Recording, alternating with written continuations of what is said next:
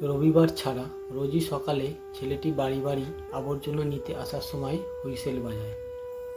তীক্ষ্ণ শব্দে বাড়ির বউদের ঘুম ভেঙে যায়। জমা করে রাখা আবর্জনার পাত্র ছেলেটির কাছে এগিয়ে দেয়। ছেলেটি তুলে নিয়ে বাইরে গাড়িতে রেখে আসে। এভাবেই চলছে কয়েক বছর। এই এক সপ্তাহ হলো একটি নতুন ছেলে আসছে।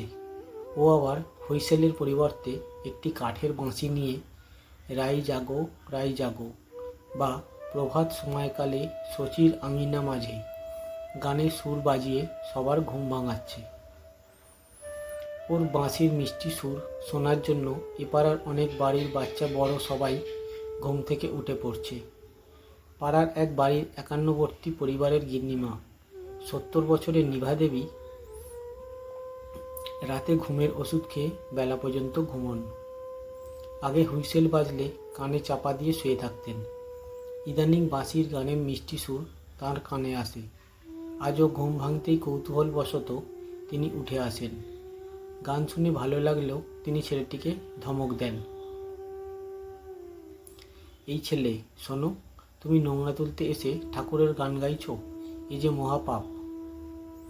ঠাকুরের নাম গান করতে হলে স্নান সেরে শুদ্ধ বস্ত্রে একাসনে বসে নাম গান করতে হয়, যখন তখন নয়, বুঝলে? এখন থেকে তুমিও তাই করবে। ছেলেটির মন খারাপ হয়ে গেল, তবুও নিজেকে সামলে নিয়ে বলল, মাসিমা, আমরা তো হরিজন, শহরের যত আবর্জনা আমাদেরই পরিষ্কার করতে হয়। এসব কাজ শেষ করতে অনেক বেলা হয়ে যায়। তখন খিদে পেটও জ্বলতে থাকে। তাছাড়া দেহ মনও বড্ড অশুদ্ধ হয়ে যায়। তাই তো সকালে ঘুম থেকে উঠে হাত পা মুখ ধুয়ে মনে হয় ঠাকুরের গান গাই। এই সময়টাতে দেহ মন বড্ড ভালো থাকে, তাই বাঁশি বাজিয়ে আপন মনে গান গাই। তবে আপনারা যদি পছন্দ না করেন, এ বাড়িতে আমি না হয় হুইসেল বাজিয়েই ডাকব।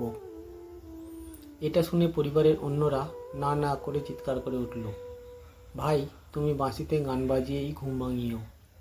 তোমার গান শুনে সারাদিনের কাজে কত এনার্জি পাই, মনটা কত ভালো থাকে। নিভা দেবী নিজের ঘরে চলে গেলেন। ছেলেটির কথাগুলো কি এই বয়সে তার প্রাচীন চিন্তাভাবনাগুলোকে নাড়িয়ে দিয়ে গেল?